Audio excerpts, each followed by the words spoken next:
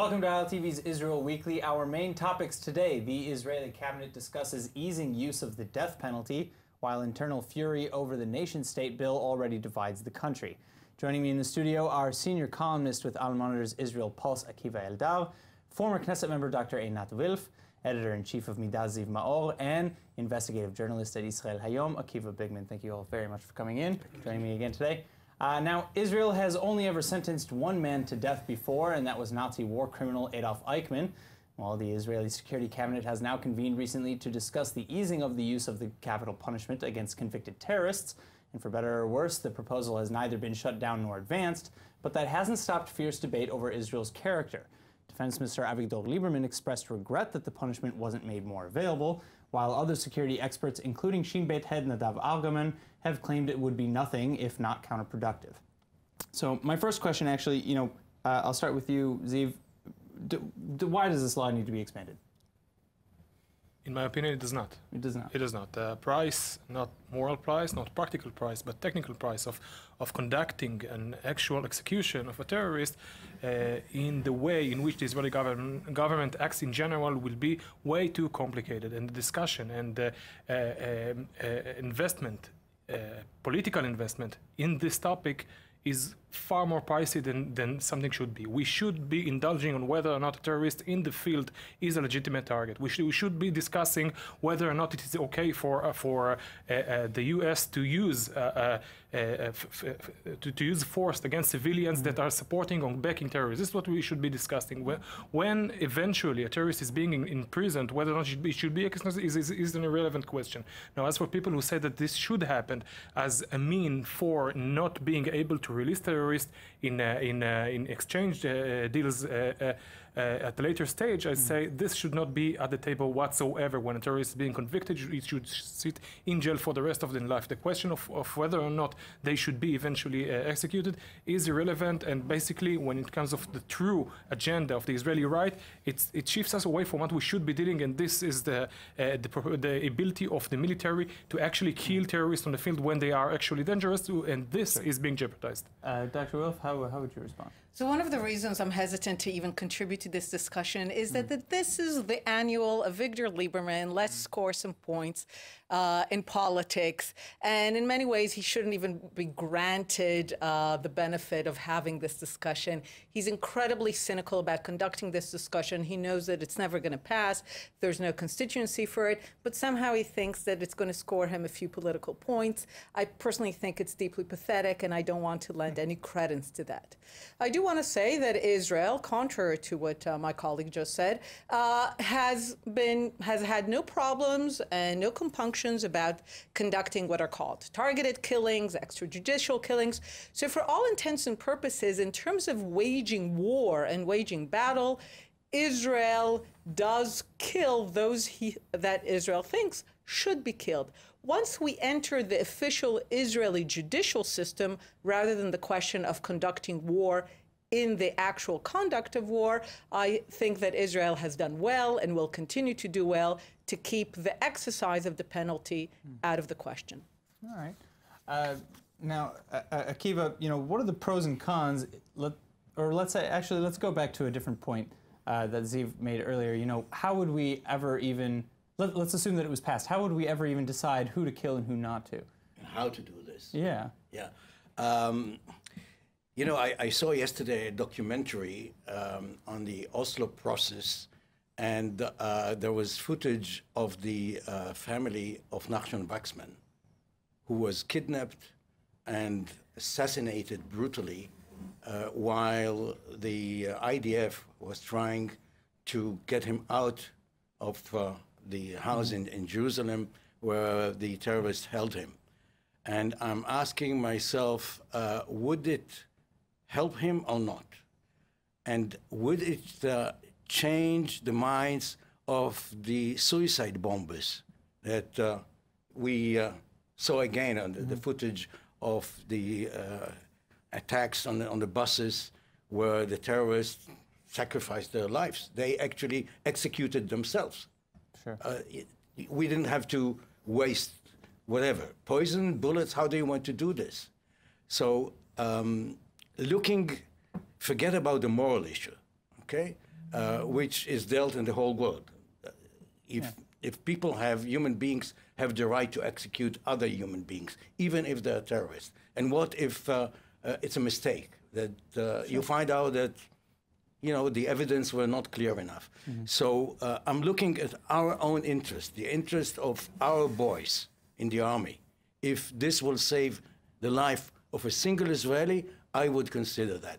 Otherwise, I fully agree with Einat. I think it's a cynical kind of politicians such as Avigdor Lieberman to pander to the Israeli in a cheap way to get, the emotions. I heard a woman the other day in a country club saying, I'm against genocide, but genocide of Gaza is okay.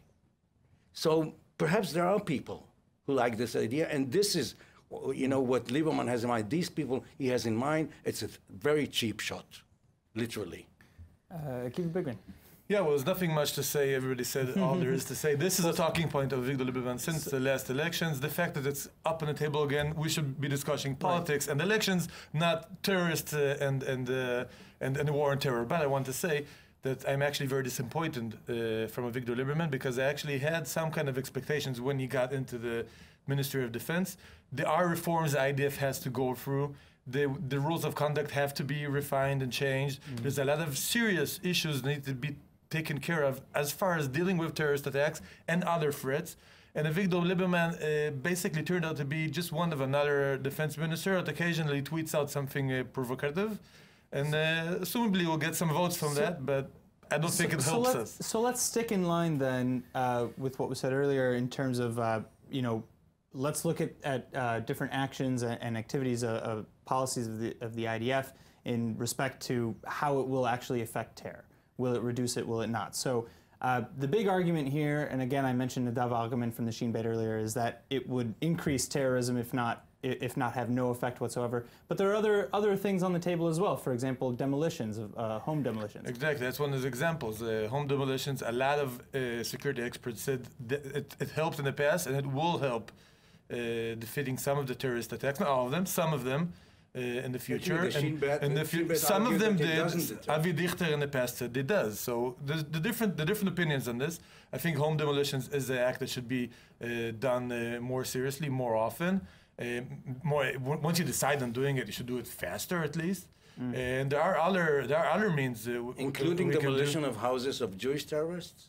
In some cases, maybe there aren't any Jewish terrorists. But the point is that I think the Dwabsha family would disagree. What about Baruch Goldstein? He wasn't a terrorist. Well, it was 20 years ago. I said there aren't. I mean, there aren't. There was one 20 years ago. If this would happen today, I agree that it's less often, but to say that there are none. No. I'll take it. I'll take the deal. I'll take the deal. Okay, demolish the houses of the Jewish terrorists. Either way, whenever a person like Argaman is coming expressing his so-called professional opinion, allow me to have some doubts and some restraints about it, because it is way too often that we see former generals and former seniors in the security services of Israel pronounce while in office their professional opinion, and once they go out, it turns out to be that they are people who identify themselves with the political left. So there is not much to differ between a political opinion and a professional opinion of a security expert. Basically, I think we can all agree, we did agree actually around the table, that execution of terrorists is not going to be effective. I have no moral restraints for it. It's completely moral to do so, but it would gain anything. Whether or not it would increase terrorism, once again, a question that I'm not troubling myself with, because we will gain nothing out of it. As for house demolitions, there is no doubt that this is both the effective and the moral thing to do, because it deters the terrorists. Because it deters the terrorists. It minimizes not only the amount of terrorist actions, but also the amount of houses being demolished, because once there is no terror, there are no houses to demolish. Dr. Wolf? I will completely agree first that there is deep disappointment in terms of the current defense minister, Avigdor Lieberman, that he has actually, except for talking and mighty talk, he has failed to push any important policy change when it comes to defense. Yeah, I know. So to assume disappointment is to have expectations, but at least we're going to speak about it. My own personal pet project is the whole policy of the defense establishment when it comes to UNRWA and the fact that Israel defends the whole organization that perpetuates the Palestinian refugee problem. We have done nothing on that. And this is another case where I agree.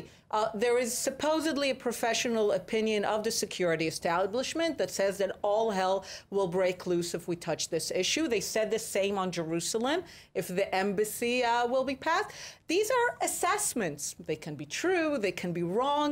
And at least in my experience, I remember often sitting as a member of parliament in the Foreign Affairs and Defense Committee, listening to people with a lot of testosterone speaking very kind of definitively about, how Mubarak's regime is going to last, how Assad's regime is not going to last. These are assessments, and often, I must say, they are no better, and sometimes they are worse than the assessments of civilians who actually are looking at the broader picture rather than just through the question of a gun. All right, well... My colleague Akiva mentioned a movie he saw about the 90s. I saw YouTube videos of an important person in the 90s, Yitzhak Rabin, which he said back then that the legal establishment is putting restraints on the ability to fight terrorism. And he talked about house demolitions. He talked about...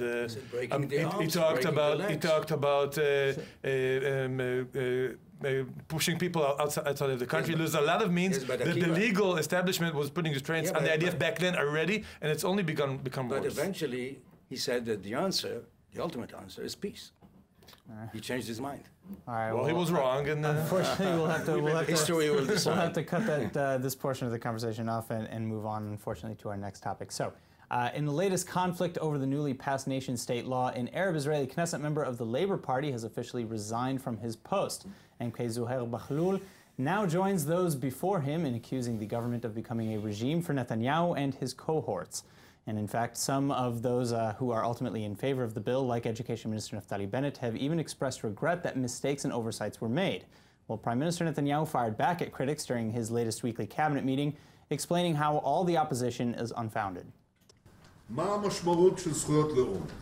הן מגדירות את הדגל, את ההמנון, את השפה, וכמובן את העובדה שאחד מיעדיה היסודיים של המדינה הוא קיבוץ גלויות עמנו וקליטתם פה בארץ ישראל. זוהי מהות החזון הציוני. האם הקביעה שבדגל שלנו יש מגן דוד מבטלת במשהו את זכות הפרט של מישהו מאזרחי ישראל? הבל. אבל הקביעה הזאת מבטיחה שלא יהיה דגל אחר. האם הקביעה שהתקווה הוא ההמנון שלנו גורעת כהוא זה מן הזכויות האישיות של אדם כלשהו בישראל? הבל. אבל היא כן קובעת שלא יהיה המנון אחר. ויש כבר הצעות להחליף את הדגל ואת ההמנון בשם השוויון כביכול. יש בכלל התרסה על מושג מדינת הלאום. במדינות רבות, אבל קודם כל במדינת ישראל. מה שמערער את יסוד הקיום שלנו. ועל כן ההתקפות שהגיעו מחוגי השמאל, שמגדיר את עצמו כציוני, הן אבסורדיות, וחושפות את השפל שאליו ידרדר השמאל. Akiva, I'd like to start with you this time around. It looks like you have some response to Netanyahu's statements. Yeah, well, I'll be original, and I'll say that in a way I'm quite satisfied with this bill. Because look, Netanyahu put himself in a trap. He keeps demanding that the Palestinian, Abu Mazen, will recognize Israel as the Jewish state. Now, the only thing that Abu Mazen will have to say is that I recognize Israel the way Israel defines itself. So, before that, he could say, Israel is not a Jewish state. But that would be tantamount to the same thing. How would that really be a different statement? No, he would just say, and I heard it from Arafat, he said, it's up to you to define Israel. If you define Israel as a Jewish state, okay, or you will change the name, as Ben-Gurion was considering, to change the name to, or the state of Yehuda, and what will happen if, I don't know, 20, 50 years from now, the prime minister will be Tamar Zandberg from Meretz, and she will decide that to change it and say Israel is the state of all its citizens. Like, you know, the platform of Meretz is suggesting that Israel will keep being a Jewish state or a state with a Jewish nature, but also a state of all its citizens, like all the countries in the world. if he will now have to change it, and he will say, well, since the Jews are not mercenaries, they're serving in, as Riyad Ali said on Channel 1 Friday, my son is not an Israeli soldier, he's a mercenary. And we will change and say, okay, like Bennett said, let's correct it, and we'll say Israel is the state of the Jewish people, the Druze, and what about the Cherkesses? And what about the Bedouins who are serving? Yeah, and what about the Christians who are serving in the army? So I think the ball at Abu Mazen saying he will say that Israel should define itself, whatever it is, and I will acknowledge. Well, first of all, Israel has defined itself as a Jewish state far before this bill has passed. And the second thing, let's start from that. Let's start from him allowing us to define ourselves the way we are as a basis for negotiations. Well, they recognize Israel. In the Oslo Agreement, they recognize Israel. Now it's our business to define ourselves. Well, now we define, this is what I have learned. I was born here, and I learned that the definition of Israel, the ultimate document, is the Declaration of Independence. Yes, and this is about equality also. No, this is about Judaism, the fact that Israel is a Jewish state. No discrimination. And this law discriminates us. That's the point. And this is bad. This is the bad news. But the good news is that it will allow us to negotiate with the Palestinians on the basis of equality. That they will recognize Israel the way Israel wants to define itself, and we will recognize them the way they want to define itself. This is the discussion to be held whenever there will be Palestinians to negotiate with. But put this aside, as for the Declaration of Independence, it defines Israel as a Jewish state and then goes on to define what are its boundaries, what are its values. Indeed, there is equality within the Declaration of Independence, but it's like saying that a car is its wheels. We do believe to some extent in equality, but Israel is first and foremost a Jewish state. This is the way it was before this bill, and it is the way that it is and now. Democratic. And there is no way about there is democracy. No presence of the word democracy in the Declaration of Independence. But there is equality. Dr. Wolf, I know that you're actually doing quite a bit of study on these types of things. What are your comments after hearing what we've heard? So the interesting thing, of course, and you've heard it exactly in Netanyahu's speech, this is the essence of his strategy, and I think in this case he spectacularly miscalculated. The essence of his strategy is to take things that are in consensus, that Israel is the homeland of the Jewish people, that the flag is David, and to use that basis of consensus in order to drive a wedge among Israeli populations and to try to legitimize increasing groups, growing and growing groups. It started with the Arabs. Now he made it clear. He said he wants to include the Zionist Union as anyone who opposes the idea of a Jewish state. So this is the essence of his strategy, and this is why he pushed the law, which otherwise there's no reason to push. Because he was hoping, as he goes to elections, to be able to portray his political enemies as those who oppose the issues of consensus. The reason that he spectacularly miscalculated is that small minority, amazingly the Druze, who have truly tied themselves with the idea of Israel being the homeland of the Jewish people. No one can paint them like the Arab minority as those who are ambivalent about Zionism, to say the least, or who have questions about the right of the Jewish people to self-determination. Because they cannot be portrayed in that way, what they are doing against the bill is remarkably effective and cutting to the heart of the bill. Basically, the bill is intended to drive a wedge.